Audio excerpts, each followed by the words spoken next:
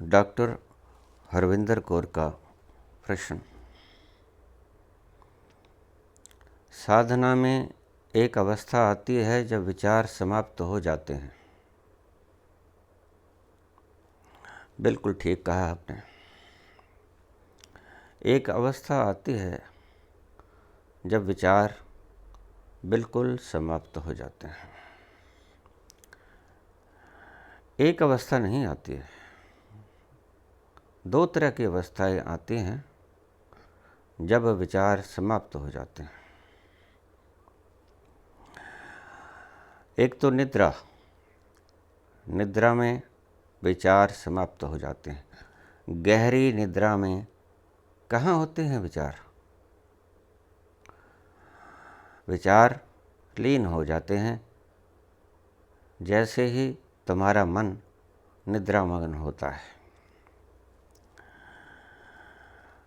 और सिर्फ अवेयरनेस रह जाती है। अवेयरनेस तो रहेगी ही। इसे ऐसे समझिए कि जैसे आप सिनेमा हॉल में बैठे हो और पर्दे के ऊपर कोई फिल्म चल रही है और आप उसे देख रहे हो। अचानक लाइट चली गई और जो सिनेमा हॉल से पीछे से तरंगे आ रही थी अलग अलग रंग की, वो पर्दे पे गिरना बंद हो जाती हैं और पर्दा शुभ्र श्वेत बिना किसी पिक्चर के खाली रह जाता है। ये खाली पर्दा रहने की अवस्था विचार शून्यता है, जो आपने कहा। स्क्रीन खाली हो जाए, विचार शून्यता आ गई, लेकिन तुम देखने वाले तो बैठे हो ना। देखने वाला कभी भी नहीं मरता, तुम देखने वाले हो। तुम का अर्थ मैं तुम्हारी चेतना से ले रहा हूँ। चेतना, दृष्टा, देखने वाला कभी नहीं मरता। पर्दा खाली हो सकता है। पर्दा विचारों से, खेल से, फिल्म से मुक्त हो सकता है। दृष्टा खत्म नहीं होता, देखने वाला कभी खत्म नहीं होता। एक तो निद्रा की अवस्था में विचार शून्यता आती है, लेकिन देखने वाला बराबर रहता है कि स्क्रीन के ऊपर से सब कुछ गायब हो गया। तुम सिनेमा हॉल में बैठे रहते हो, जो फिल्म चल रही थी वो बंद हो गई, लेकिन तुम देखने वाले अपनी सीट के ऊपर बैठे उस पर्दे को निहार रहे हो निरंतर। ये अवस्था है निद्रा की। और समाधि की, समाधि में भी विचार शून्यता आ जाती है, और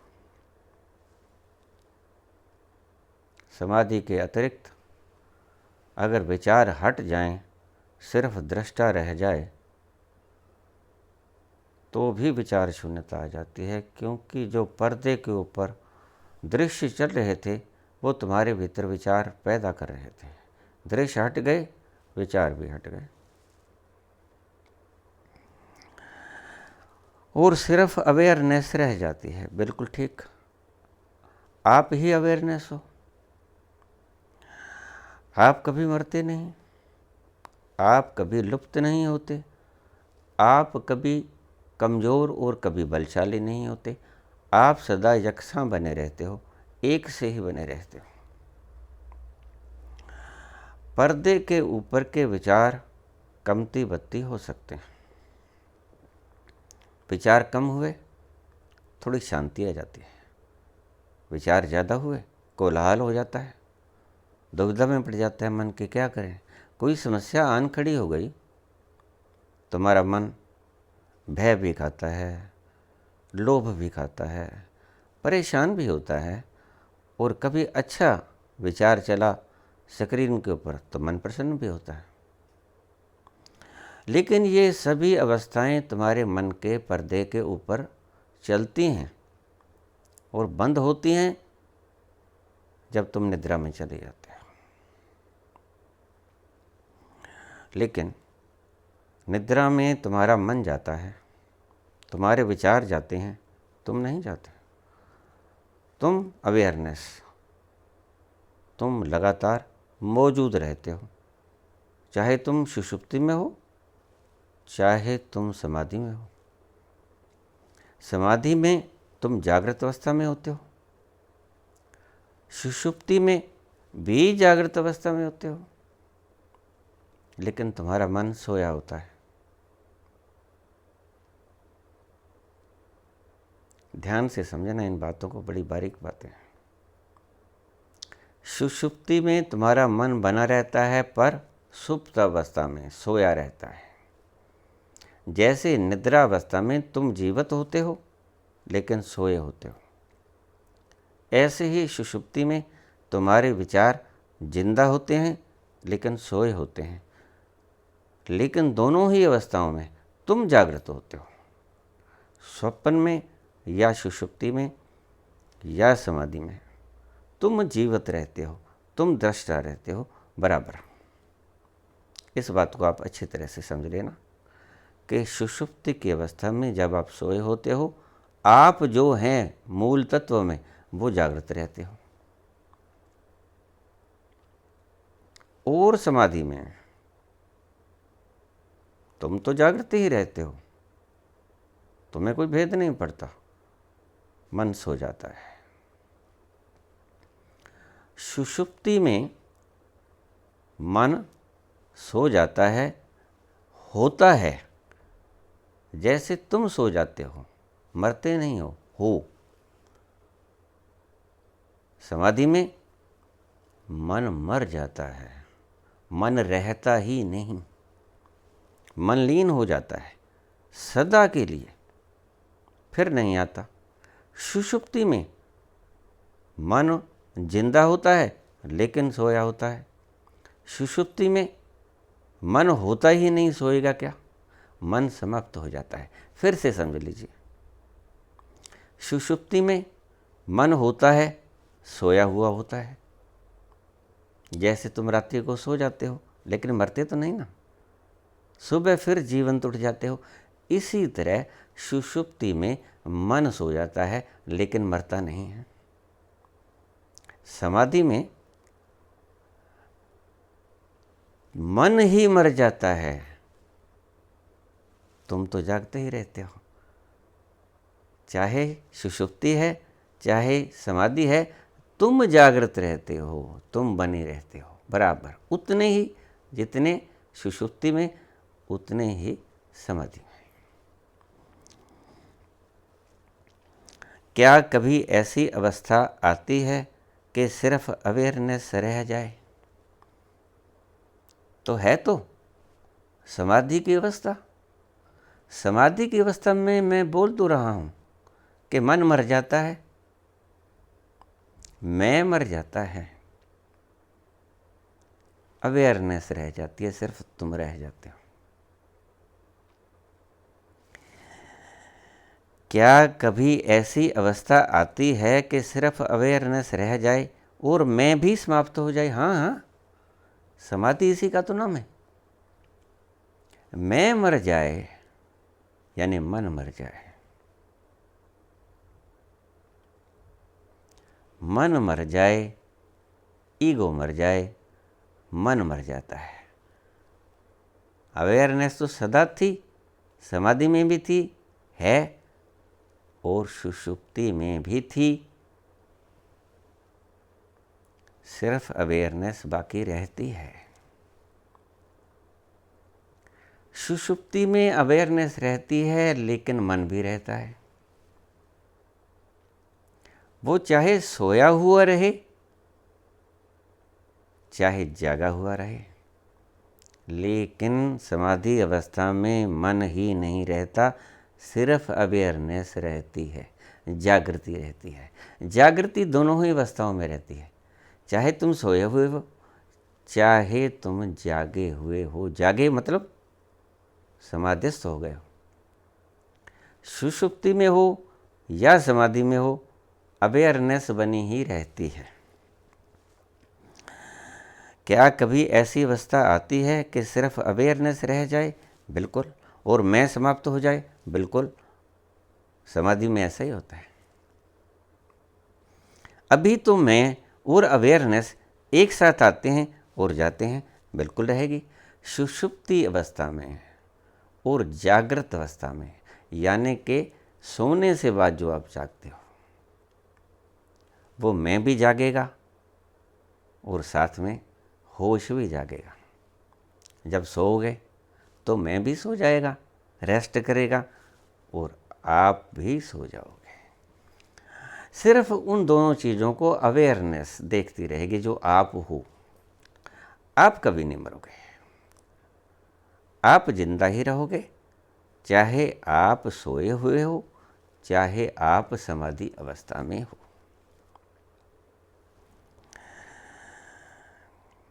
अभी तो मैं और अवेयरनेस एक साथ आते और जाते हैं, और जब यह दोनों नहीं रहते तो सुषुप्ति जैसी अवस्था लगती है, रहेगी ही। लगती क्या है? जब यह दोनों नहीं रहते तो सुषुप्ति जैसी अवस्था रहती है, लगती है। कौन से दोनों नहीं रहते? सो जाता है मन,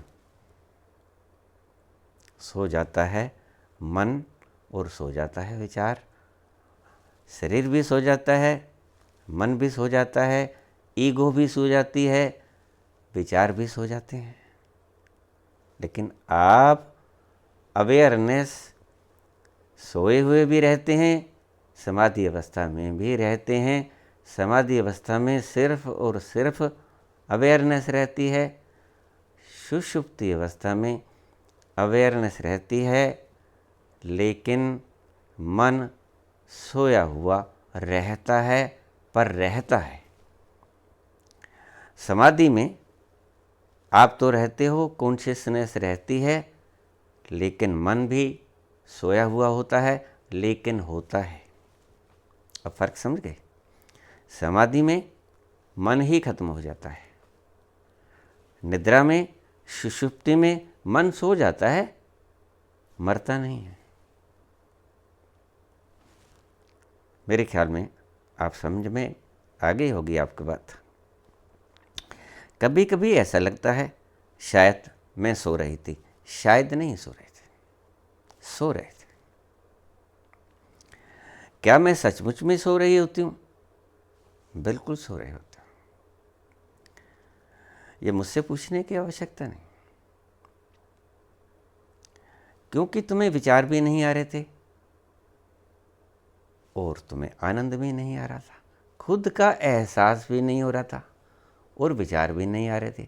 विचार सो गए थे, खुद तुम अवेयरनेस तो जाग रहे थे, लेकिन तुम्हारा मन विचारों समेत। अब यहाँ पर थोड़ी सी समझने जैसी बात है। मन सिर्फ विचारों का समूह नहीं है। बहुत से लोग मन को विचारों का एक मात्र समूह समझते हैं। ये ठीक नहीं है, ये परिभाषा परिपूर्ण नहीं है।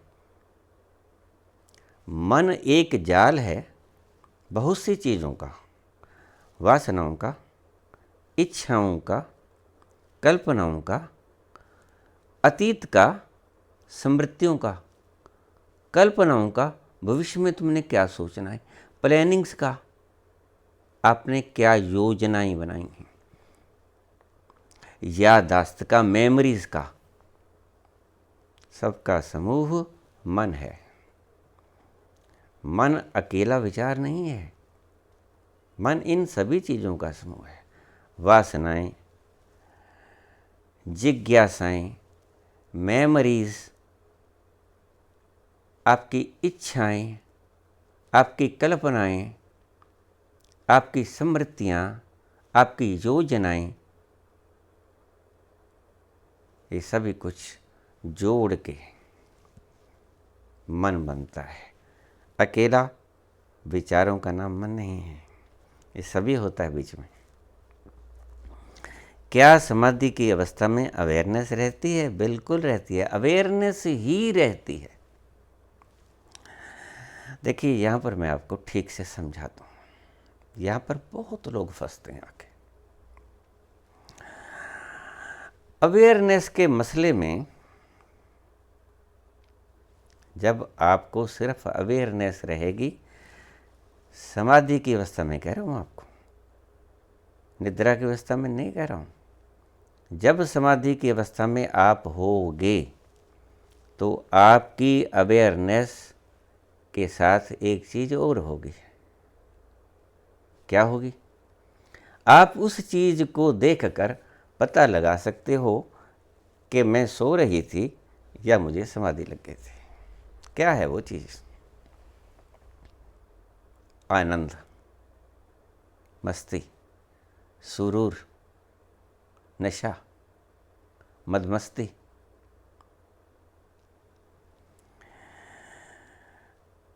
वो मदहोशी की अवस्था तुम्हारी चेतना के साथ समाधि की अवस्था में आएगी ही आएगी।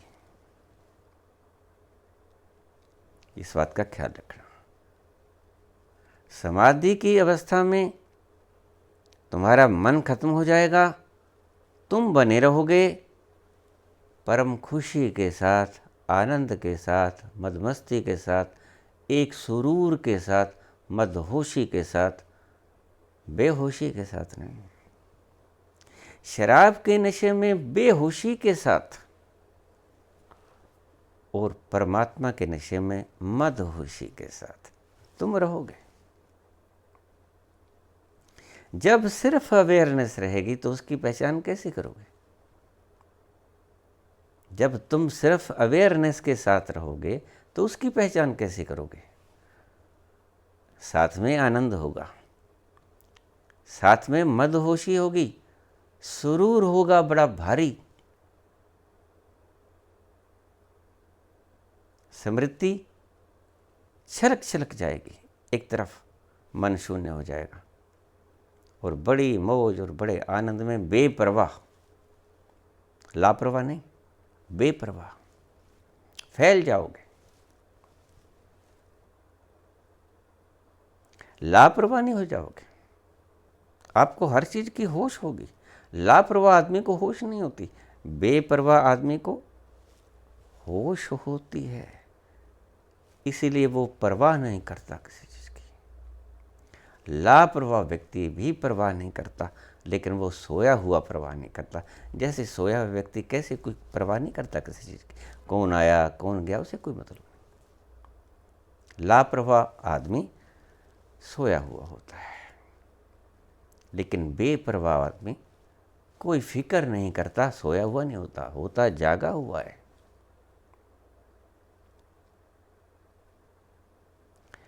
होश के साथ आया हुआ आनंद समाधि है। होश के साथ आया हुआ आनंद, मस्ती, सुरूर, मदहोशी, वैराग्य समाधि है। और बेहोशी के साथ अगर ये चीजें ना आए तो वो निद्रा है। इस फर्क को आप अच्छी तरह से समझ लेना। तो पूछा है कि क्या समाधि की अवस्था में अवेयरनेस रहती है? कृपया मार्गदर्शन करें। अवेयरनेस ही रहती है। और अवेयरनेस को पहचानोगे कैसे? अवेयरनेस के साथ आपको परम खुशी आएगी, आनंद आएगा। जैसे आप बहुत बड़े उपवन में, बगीचे में घूम रहे हो और हर प्रकार की चारों तरफ सुगंधित वायु चल रही है, हवा चल रही है, आप उसका आनंद उठा रहे हो, लुत्फ उठा रहे हो। जागृत अवस्था में, सोई हुई अवस्था में आपको लुत्फ़ नहीं आता, सिर्फ अशांति नहीं होती, शांति भी नहीं होती, ये समझ लेना। सोए हुए व्यक्ति को शांति नहीं होती, सिर्फ अशांति नहीं होती।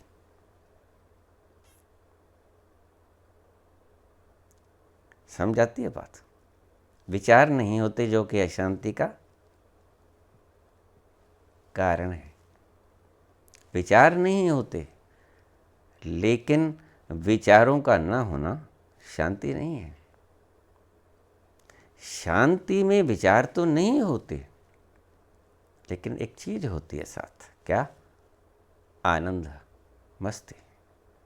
वो ही साधना समाधि की अवस्था में जो आनंद और खुशी होती है, वो ही चीज आपको जागृत अवस्था में मिलती है जो आप हो। सोए हुए आपको वो नहीं मिलेगी। सोए हुए तो सिर्फ अशांति नहीं होगी, शांति भी नहीं होगी, अशांति भी नहीं होगी, न्यूट्रलिटी होगी। पर डे बराबर होंगे, ना आपको कोई विचार आएगा ना आपको तंगी होएगी। जब विचार आएगा तभी आपको तंगी आएगी ना, तभी आपका दिमाग घूमेगा, इसीलिए अशांति नहीं होती। लेकिन समाधि की अवस्था में अशांति को तो छोड़ो, आनंद, शांति, मस्ती, सुरूर, मदहोशी, वैराग्य, ये सारा कुछ होता है।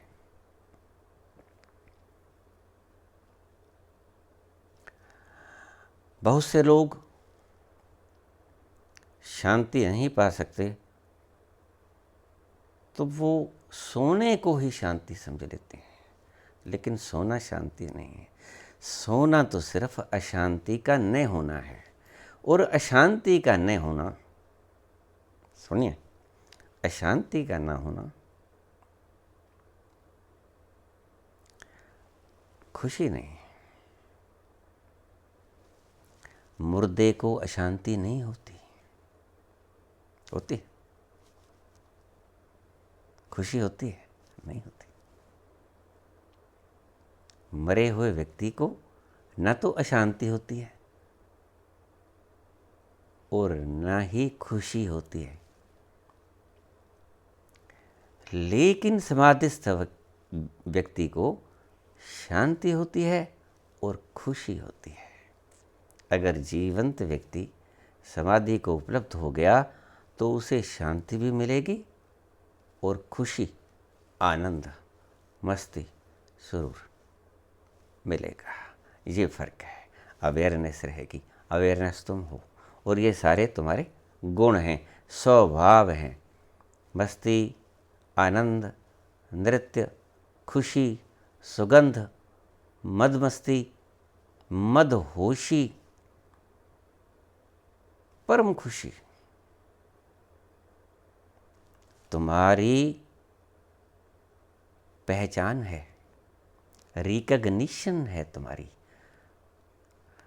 तुम्हारा ये स्वरूप है, तुम्हारा गुण है ये। अगर इनमें से कोई गुण न हो तो समझ लेना कि नहीं है समाधि।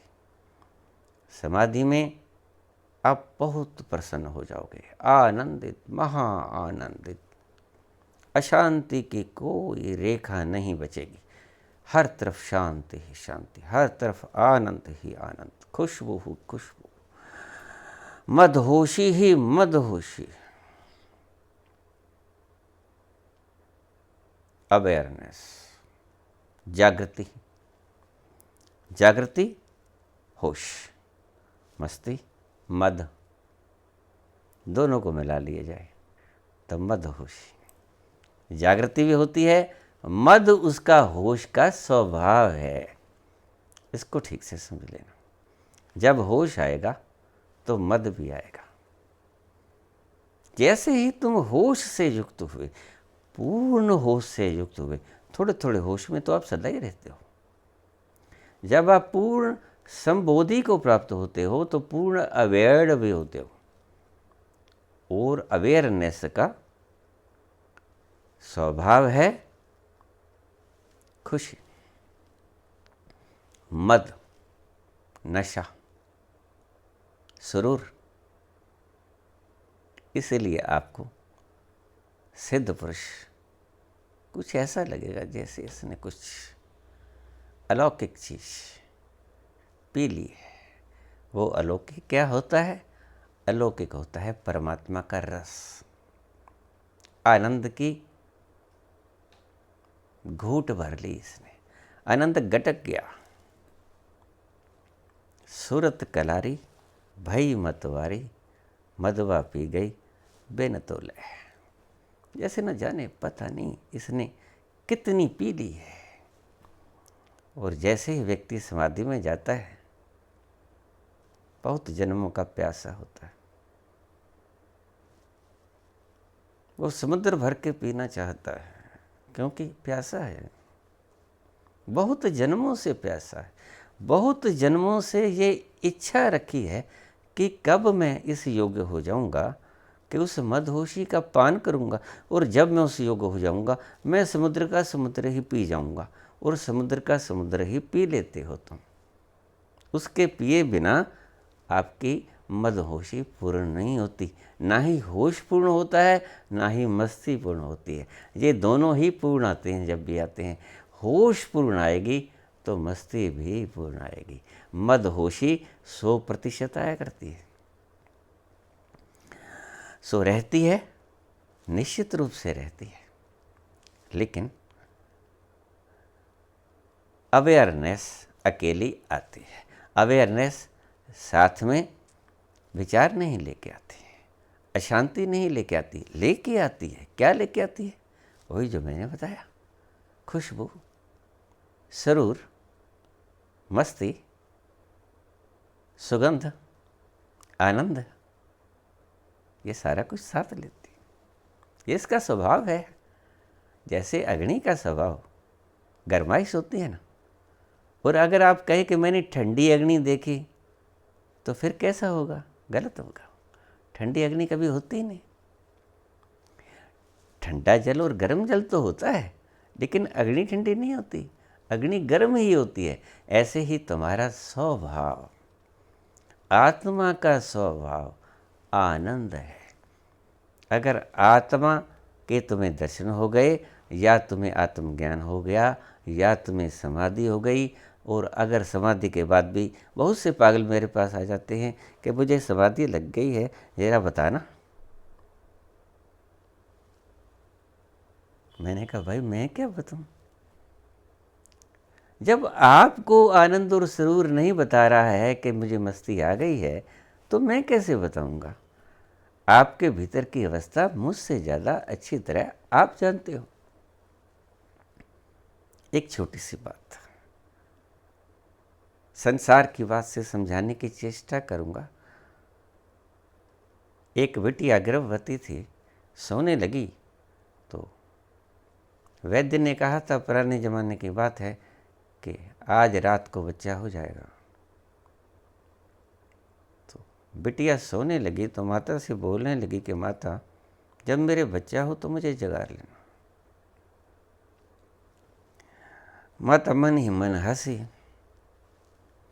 कहती बेटी आराम से सो जाओ, कोई फिक्र मत करो, मैं जगा लूँगी। कहती ठीक है, मैं सो रही हूँ, अब मुझे जगा देना। कहने लगी कोई बात नहीं बेटा, मैं जगा दूँगी। और मैं क्या जगा दूँगी, तू सारा मोहल्ला जगा देगी। तू सारा मोहल्ला जगा देगी, हम सोए हुए होंगे, हम तुझे नहीं बताएंगे, तू सारे मोहल्ले को बता देगी, तू सारे मोहल्ले को जगा देगी। मुझसे पूछते हो कि मुझे समाधि लग गई? तुम दुनिया को बताओगे। तुम्हारा भीतर आनंद उंडेलेगा, तुम्हारा भीतर आनंद बरसाएगा। तुम लोगों को बताओगे, लोग तुम्हें नहीं बताएंगे, तुम बताओगे।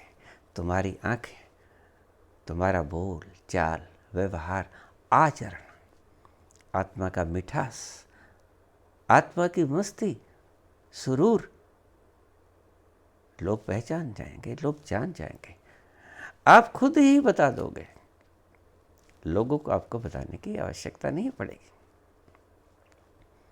लोग तो हो सकता है कुछ लोग गलती खा जाए, आज बहुत से पागल लोग गलती खा जाते हैं। अभी कल ही मुझे एक आदमी कह रहा था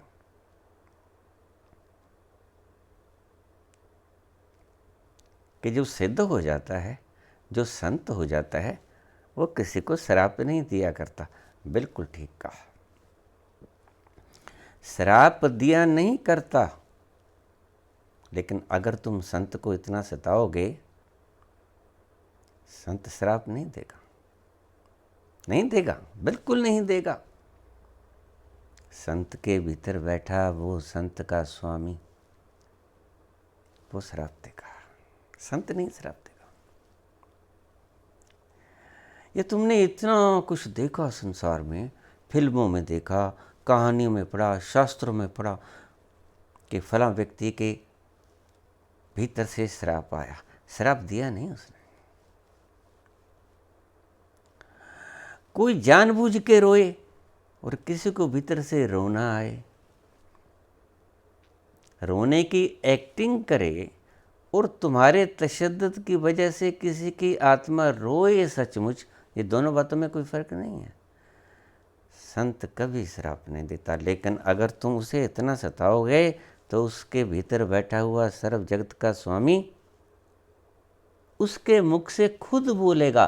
वो तुम्हें ऐसा लगेगा कि ये बोला है, लेकिन इसके द्वारा वो बोला है। इसको कहते हैं श्राप। तो कभी आगे से ये शब्द मत प्रयोग करना कि संत कभी श्राप नहीं देता। आप बिल्कुल ठीक कहते हैं। संत तो एक पुतला है, मिट्टी तो बोलती ही नहीं, मिट्टी थोड़े बोलती है। मिट्टी के द्वारा वो बोला करता है। माइक कभी खुद बोला करता है? माइक के पीछे खड़ा हुआ व्यक्ति बोला करता है। माइक तो सिर्फ एक औजार है। ये मुंह, ये आँखें, ये कान, ये गला, इसका उपयोग कर रहा है वो। अगर तुम उसको इतना सताओगे तो वो इनके द्वारा तुम्हें बोलेगा, वो देगा श्राप, संत नहीं देगा। संत तो एक माइक है, संत का उपयोग वो करेगा। तेरा देखना, तुम्हारे अगर कोई चुटकी बांध ले तो चीख नहीं निकलेगी, वो चीख तुम निकालोगे नहीं, और कौन निकालेगा? चीख दर्द निकालेगा, दर्द, और वो तुम्हें श्राप नहीं देगा। तुम्हारा दिया हुआ दर्द वो जब छटपटाएगा तो वो दर्द चीख निकालेगा। वो चीख परमात्मा की चीख होगी, और वो परमात्मा की चीख को दूसरी भाषा में श्राप कहते हैं। अब समझ में आ गई? श्राप संत नहीं दिया करता। संत न श्राप देता है न वरदान देता है। जब ईश्वर तुम्हारे कामों से इतना प्रसन्न हो जाता है, जब ईश्वर तुम्हारे कर्मों से, आपकी सेवा से इतना प्रसन्न हो जाता है, तो वो इस मुंह का आपको आशीर्वाद के लिए प्रयोग करता है। करता वही है। इसलिए बाबा नानक ने क्या कहा? करतार, एक ओंकार सतनाम करता पुरख। ये नहीं करता है, पुतला नहीं करता है, वो करतार करता है इसके द्वारा। ये तो माइक है, बोलने वाला कोई और है, वो इसका उपयोग करता है। जब तुम किसी को तंग करते हो, ज़रूरी नहीं कि इसको तंग करोगे तो इसके मुंह से निकलेगा, नहीं नहीं। अगर आप किसी और के ऊपर तशद्दुद कर रहे हो और परमात्मा उसे देख रहा है, तो किसी और के ऊपर तशद्दुद किया हुआ भी उसके लिए भी ये श्राप देगा, चाहे इस मुंह का उपयोग कर ले।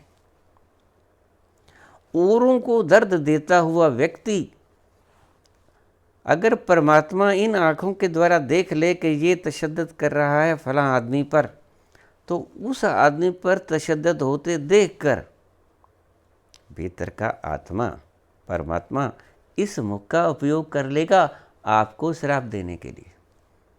और अगर कोई बच्चा अपने माता पिता की इतनी सेवा करता है, गरीब की, भिखारी की, भूखे की, भोजन की कमी पूरी करता है। लोग पहले ज़माने में गर्मियों में प्याऊ लगाते थे, ठंडा पानी पिलाते थे। पुराने ज़माने थे, आजकल तो पानी भी नहीं पिलाते लोग, एक दिन पानी पिलाते हैं, नमानी वाले दिन। जैसे आगे पीछे किसी को प्यास ही नहीं लगती, उसी दिन लगती है। तो वो आपकी सेवा को देखकर भूखे को आपने रजा दिया, प्यासे को आपने पानी पिला दिया, प्यास बुझा दी। किसी और को इन आँखों के द्वारा किसी को पुण्य करता हुआ परमात्मा देखता है। आपके भीतर भी उतना ही है जितना किसी भी जीव के भीतर है।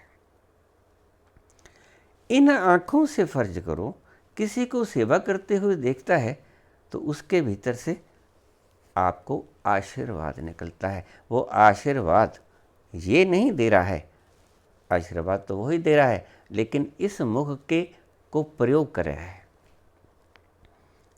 सभी के मुख उसके मुख हैं, सभी की वाणी उसकी वाणी है। माइक कोई लगा दो, पीछे से बोलेगा वही। जिसके प्रति बोलेगा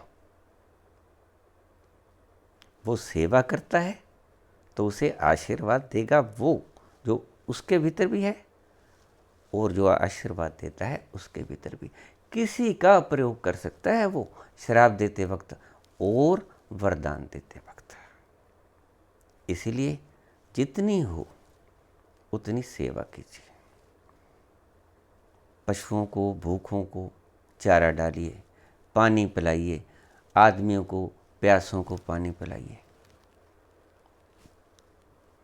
भूखों को भोजन खिलाइए। गुरु नानक देव ने 3 शब्द कहे, किरत कर, नाम जप, वंड छक। अगर तुम बांट के छक लेते हो तो परमात्मा बहुत खुश होगा। सिख कौम के ये जो लंगर लगाते हैं, यही एक दिन इनको राज भी कराएगी। उसने वैसे ही नहीं कहा कि राज करेगा खालसा। क्यों? क्योंकि खालसा बांट के खाता है, खालसा अकेला अकेला नहीं खाता, खालसा बांट के खाता है। इसलिए खालस व्यक्ति राज करेगा। आपके गद्दियों की बात नहीं की बाबा ने। राज करेगा का मतलब उसका मन खुशी मानेगा, और यह प्रकृति का विधान भी है। कोई राजगद्दी के ऊपर प्राइम मिनिस्टर बन जाना या चीफ मिनिस्टर बन जाना, ये राज करना नहीं है। खालस व्यक्ति मन से शांत होगा, आनंदित होगा, वो राज होता है। अंदर से दुखी रहे, गद्दी के ऊपर बैठा रहे, वो क्या खाक राज हुआ? डनलप के तुम 10 पिल्लो बिछा लो और उसके ऊपर लेट जाओ, मन में तुम्हारे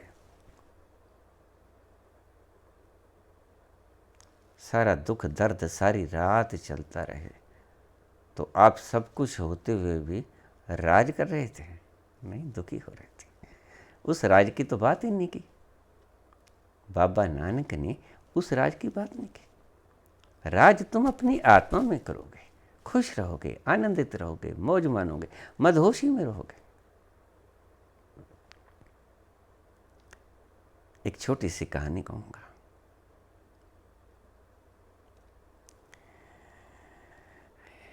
एक ब्राह्मण था, यज्ञ किया करता था। एक दिन वो मर गया। उसके एक पुत्र था, तो उसकी विधवा औरत जितना कोई पैसा छूट गया था सारा खर्च हो गया। उसको तो कुछ आता नहीं था, हवन वगैरह यजन वगैरह करना कुछ नहीं आता था। तो अपने पुत्र से बोली कि तुम्हारे पिता ने 100 यज्ञ किए थे। उन दिनों में यज्ञ बिक जाया करते थे। तो बेटा तू शहर में जा, गांव में रहते थे, शहर में जा और तुम्हारे पिताजी के द्वारा दिए गए जो यज्ञ हैं ईश्वर को समर्पित वो एक यज्ञ बेचा, उसके कुछ पैसे मिल जाएंगे और हमारा थोड़ा गुजारा हो जाएगा। पुत्र कहने लगा, अच्छा माता, जाता हूँ। तो माता ने उसे 4 परोठे बना के पोटली में बांध के दे दिया कि बेटा दूर है, पैदल जाएगा। तब साधन नहीं हुआ करते थे, आने जाने के व्हीकल्स नहीं थे, कोई कारें बसें नहीं थी, पैदल ही चल पड़ा। वैसे भी पैसा धेला नहीं था, गरीबी थी। दोपहर हुई, थक गया था। उसने कहा चलो कोई छांव की, पेड़दार वृक्षों की पत्तेदार छांव के नीचे बैठ के आराम से खाना खाएंगे, भूख भी लगी है, थक भी गया। तो थोड़ी दूर गया तो उसने देखा एक झरना, शीतल झरना बह रहा है और बड़े वृक्ष लगे हैं छायादार। उसका मन खुश हुआ। उसने कहा हाँ, यहाँ बैठकर आराम से पानी भी पिएंगे, प्यास भी लगी और खाना भी खाएंगे। बैठ गया। जो ही उसने झरने में अपने हाथ धोए और कुरली वगैरह की, बैठ गया। पोटली खोली। जैसे ही उसने पोटली खोली और पहली कोर तोड़ी, उसने सामने क्या देखता है, एक कुतिया, जो कि अभी थोड़ी देर पहले ही उसने प्रसव से होके आई थी। तो आपको पता है कि कुतिया को 8-10 बच्चे इकट्ठे हुआ करते हैं और कुतिया को भूख भी बहुत लगती है। क्यों लगती है? क्योंकि 8-10 बच्चों को दूध पिलाना पड़ता है। तो वो दूध अगर कुछ खाएगी तो प्रकृति उसे ज़्यादा भूख लगाती है कि ज़्यादा खाएगी, ज़्यादा दूध बनेगा, ज़्यादा बच्चे हैं पीने के लिए। ये कारण है कि सोई हुई कुत्ती को भूख ज़्यादा लगती है। तो लालची आँखों से वो खड़ी देख रही थी भोजन की तरफ। जब उसने देखा नज़र उठा के कि इतनी लालसा भरी आँखों से भूखी है कुतिया, तो उसने एक परोठा टुकड़ों में किया और उसके आगे रख दिया कि चलो एक ये खा लेगी, बाकी मैं खा लूँगा 3, कोई बात नहीं, मैं थोड़ा सा भूखा रह जाऊँगा, शहर जाके मांग के खा लूँगा, कोई बात नहीं।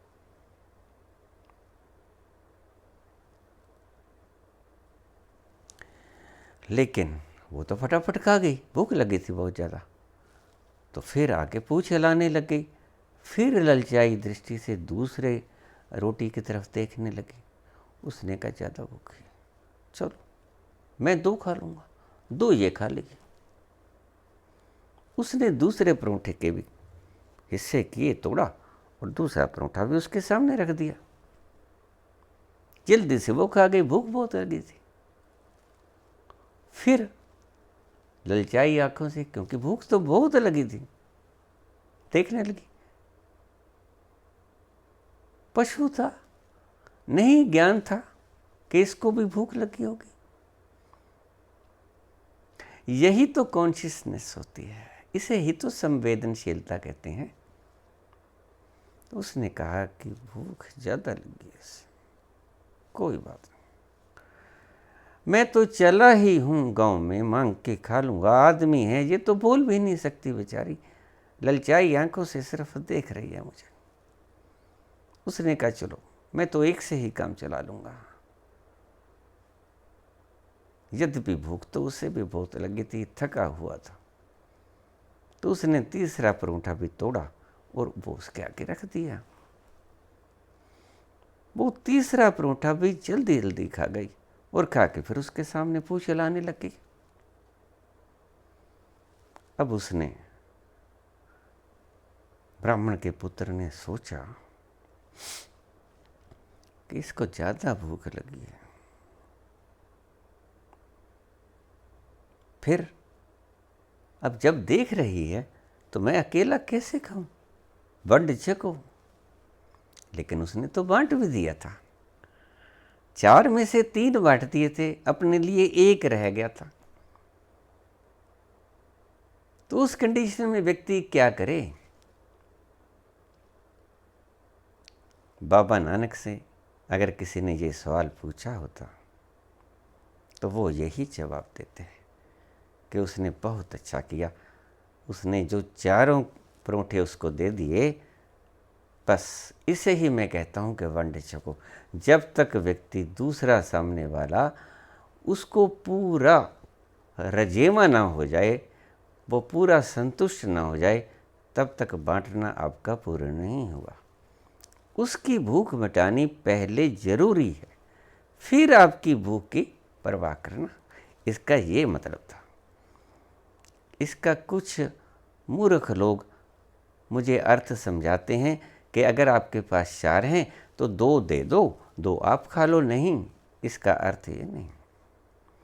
वंड छको का मतलब ये नहीं है। वंड छको का मतलब पहले बांटो, फिर अगर उनकी भूख मिट गई है तो फिर आप छको। आप लंगर छकाते हो, कभी ऐसी स्थिति आई तो नहीं होगी, क्योंकि लंगरों में ऐसा ईश्वर का वरदान होता है, कभी थोड़ता नहीं लंगर। मैंने बहुत जगह देखा है, लंगर कितना ही कम हो और जनता कितनी ही ज़्यादा हो, मैंने लंगर को थोड़ता हुआ नहीं देखा है कहीं भी। तो उसने चौथी भी दयावश उसको दे दी। हालांकि वो कोई नानक का पुजारी थोड़े था, हजारों साल पहले की बात है, तब तो नानक जन्मे भी ना थे। लेकिन भीतर की आत्मा तो सभी की एक समान होती है। जैसी नानक के भीतर थी, वैसे ही उस ब्राह्मण के बच्चे के भीतर थी, शीतल, शुद्ध, पवित्र। तो उसने चौथा भी दे दिया। कहा मैं तो आदमी हूँ, मांग के भी खा लूँगा, बोल सकता हूँ, ये तो बोल भी नहीं सकते। उसने चौथा फुल्का भी तोड़ा और उसके आगे रख दिया, प्रणाम किया कि माता और है नहीं। कुत्ते ने भी देखा कि और नहीं है इसके पास। उसने चौथा खाया और चले गए पूछ लाती। ब्राह्मण पुत्र ने चश्मे से पानी पिया पेट भर के और अपना अंगोछा यहाँ टांगा, चल पड़ा। पहुंच गया गांव में। गांव में पहुंच के आवाज़ लगाई कि मैं ब्राह्मण का पुत्र हूँ, मेरे पिता ने यज्ञ किए थे, मैं एक यज्ञ बेचना चाहता हूँ, अगर कोई खरीदार हो तो कृपया मेरे पास आ जाए। यज्ञ के खरीदार उन दिनों में बहुत हुआ करते थे, आज भी हैं। जैसे हम ब्राह्मणों से महामृत्युंजय जाप करवा लेते हैं, गायत्री करा लेते हैं, ये दूसरों का किया हुआ खुद के खाते में डलवाने वाली बात हो गई ना, पैसे देके। उस वक्त भी ऐसा था। तो एक भक्त आ गया, वो कहता है जी मैं एक यज्ञ खरीदना है। कहते ठीक है, ले लो संकल्प मेरे से। कहते थोड़ी देर ठहर जाओ, मैं भी आया, मेरे गुरु हैं, मैं उनसे पूछ के आऊँ। कहते ठीक, मैं यहाँ बैठा हूँ और तुम पूछो। चला गया। गुरु सिद्ध पुरुष था, पहुँचा हुआ था, ज्ञानी था। गुरु के पास जाके उसने सारी बात बताई। तो गुरु कहने लगे कि उसके बाप के द्वारा किए गए यज्ञों में से आप कोई मत खरीदना। जो यज्ञ इस बच्चे ने किया है वो यज्ञ खरीद लो और जितने पैसे मांगता है उतने दे दो। मेरे इन शब्दों से अगर कुछ प्रेरणा ले सको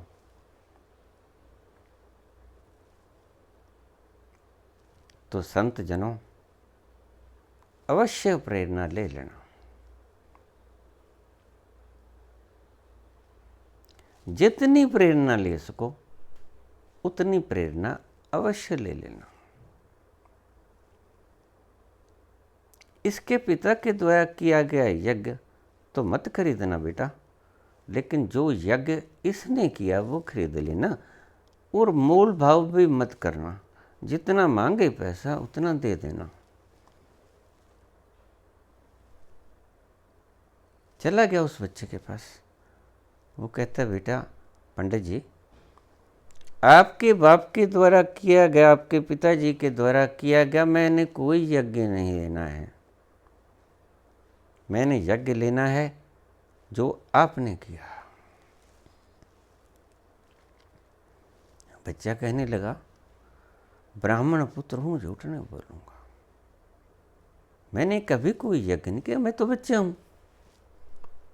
ना ही मेरे पास यज्ञ के सामग्री जितने कभी पैसे होते हैं, मेरे पास पैसे ही नहीं होते, मैं तो खुद अपने माता पिता के ऊपर निर्भर हूं, मैंने कभी कोई यज्ञ नहीं किया।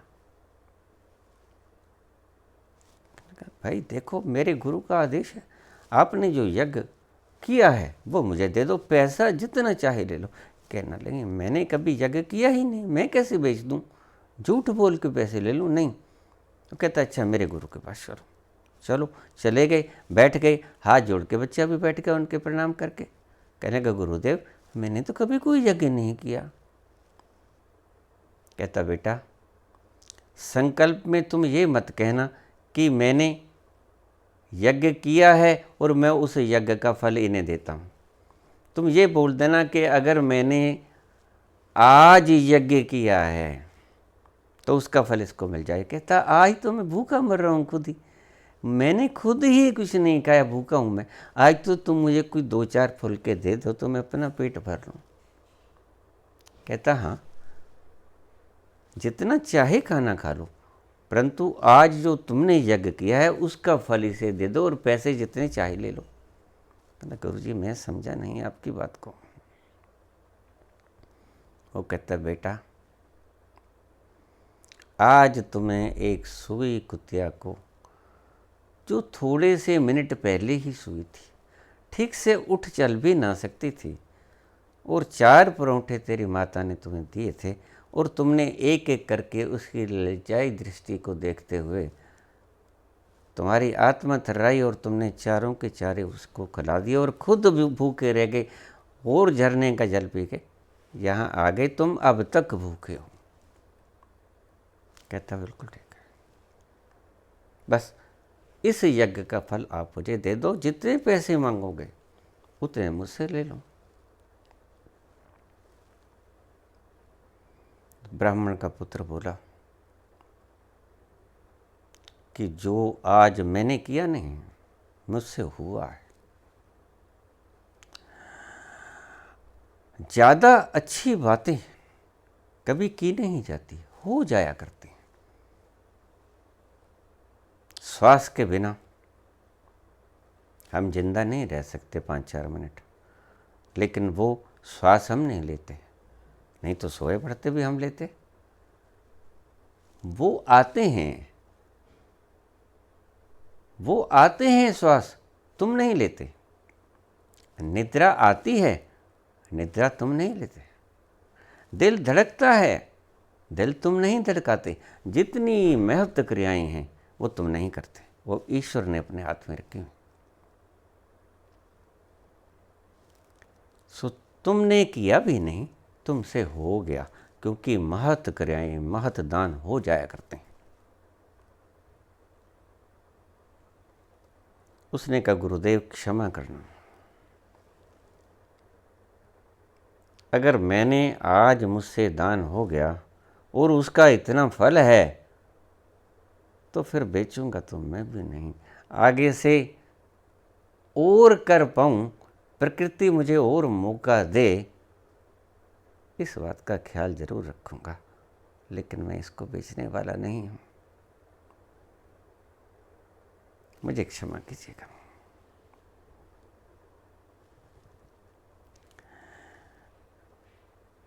सेठ चला गया। ब्राह्मण भी उठ के जाने लगा तो गुरु कहने लगा, बेटा तुम भूखे हो, मेरे लंगर से जाके खाना खा लो। ब्राह्मण पुत्र ने लंगर से खाना खाया, पानी पिया तो थोड़ी सी जान आई, पेट की भूख मिटी और अपने घर को वापस चला गया। घर जाके सारी कहानी सुनाई तो माता ने उसे आशीर्वाद दिया कि बहुत अच्छा किया। गदगद हो गई उसकी आत्मा।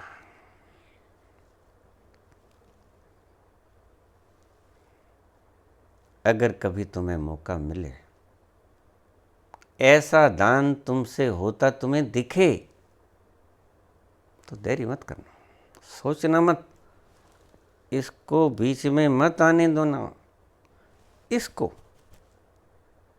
इससे काम लेना, सोचना मत, इसने कह दिया कर देना। और अच्छी बातों के लिए ये हमेशा ही परमिशन देता है, क्योंकि यहाँ उसका वास है, यहाँ प्रेमी रहता है, जगत प्रेमी, जिसने जगत की सृजना की, यहाँ से सफरना देता है, यहाँ उसका निवास है। इसलिए जब भी आपको प्रेम आएगा, यहाँ से उठता हुआ दिखेगा आपको, और जब भी आपको घृणा आएगी, यहाँ से आएगी। गौर करना, देखना। बुद्धि सोच के घृणा ही कर पाती है, दिल बेपरवाह है, दिल कभी नहीं सोचता, इसलिए कभी बुरा नहीं करता। ये सोचता है तो अभिशाप लेता है, ये सोचता नहीं तो वरदान लेता है। तो श्राप और वरदान ये दिए नहीं जाते, ये निकलते हैं, संत हो या दुर्जन हो। दर्द तो सभी के होगा, और जब किसी के भी दर्द होगा, चाहे वो दुर्जन है चाहे वो सज्जन है, तो भीतर बैठा हुआ बोलेगा, उसी के अनुसार फैसला भी उसका आएगा। आपसे मेरी यही प्रार्थना भी है, आज के लिए आपसे प्रबल प्रार्थना है कि आपको ईश्वर इतना दे कि आप बांटते ही चले जाओ। और अगर ईश्वर ने आपको दे दिया तो उसमें बांटने के लिए, अगर आपके पास सारा बांटने योग्य समर्था नहीं है, तो उसका कुछ अंश बांटने के लिए अवश्य रख लिया करो। ये मैं आपको परम खुशी का एक रहस्यमय मूल मंत्र दे रहा हूँ। और इससे सोच के मत देना कि अगर मैं दान करूँगा तो उसका अनंत गुना होके मिलेगा। निस्वार्थ दान करना कि आपका फर्ज है इस प्राणी की सहायता करना। बाबा नानक ने, पता नहीं था बाबा नानक को कि कितने मेरे लंगर में खा के जाएंगे। उनको पता था कि जितने भी खा के जाएंगे ज़रूरतमंद खा के जाएंगे, और जो खा के जाएंगे वो यहाँ से निकलेगी आशीर्वाद की आवाज़। और वो कभी नहीं चाहते थे कि मेरा खालसा दुखी हो, मेरा खालसा शापग्रस्त हो, मेरा खालसा रोए। जो बुरा कर्म करेगा वो रोएगा, उसको परमात्मा हंसाएगा नहीं, परमात्मा की प्रकृति हंसाएगी नहीं। जो बुरा करेगा उसे हंसाएगी नहीं प्रकृति, जो अच्छा करेगा उसको रुलाएगी नहीं प्रकृति। सो ईश्वर को करतार समझ के, है भी करतार, सभी वो करता है। अगर ईश्वर आपके भीतर कोई अच्छा भाव पैदा कर देता है तो उसे चूके मत मौके को, उसको तत्क्षण उसकी आज्ञा स्वीकार करके, शिरोधार्य करके वो मान लेना, और आपके हृदय में जो उपजा है तत्क्षण उसे कर लेना। फिर देखना परिणाम क्या आता है। पक्षियों को भूख लगती है, गायों को, प्राणियों को, पानी में रहने वाले, नभ में उड़ने वाले, पृथ्वी पर रेंगने वाले, और गरीब मनुष्य जो खुद नहीं कमा सकता, अपाहिज है, असमर्थ है, उसको आप अपनी कमाई में से कुछ अंश देना अपनी समर्थता के अनुसार, तो आप कभी दुखी नहीं होगे। सर्वे भवन्तु सुखिनाम, सर्वे सन्तु निरामया, सर्वे भद्राणि पश्यन्तु माँ कश्चित् दुख भाग भवेत्। अगर ऐसा विचार होगा कि कोई दुखी ना हो हे भगवान, तो ही ये दान की प्रवृत्ति आपके भीतर उठेगी, अन्यथा लोगों से छीनने की प्रवृत्ति उठेगी। अगर इससे सोचोगे, अगर ऐसा भाव तुम्हारे मन में नहीं है कि हे ईश सब सुखी हों कोई ना हो दुखारी, सब हों निरोग भगवन, धन धान्य के भंडारी सब भद्र भाव देखें, सन्मार्ग के पथिक हूँ दुखिया ना कोई होवे सृष्टि में प्राणधारी। और अगर दुखिया ना कोई होवे सृष्टि में प्राणधारी, ऐसा तुम्हारा हृदय में विचार उठता है, तो निश्चित ही आपसे सद्कर्म हो ही जाएगा, क्योंकि जैसी भावना है वैसे ही तो करोगे। और अगर तुम्हारे मन में ये भावना है कि उसका छीन लूँ, उसका छीन लूँ, उससे लेके मुकर जाऊँ, देने हों तो पुलिस में जाके रिपोर्ट लिखा दूँ कि नहीं मैंने लेने हैं, देने नहीं, कोर्ट में जाके रिकवरी उस पे डाल दूँ जिसके देने हैं, नरक में सड़ोगे। आज मेरी बात को ध्यानपूर्वक सुन लेना। अगर ऐसा कुकृत्य किया तो तुम्हारा हश्र अच्छा तो क्या इतना बुरा होगा कि आप स्वयं का हश्र होते देख नहीं पाओगे, आंखें बंद कर लोगे कि आंसू लोगों को दिख न जाएं, भीतर ही भीतर आंसू। आज के लिए इतना ही। धन्यवाद।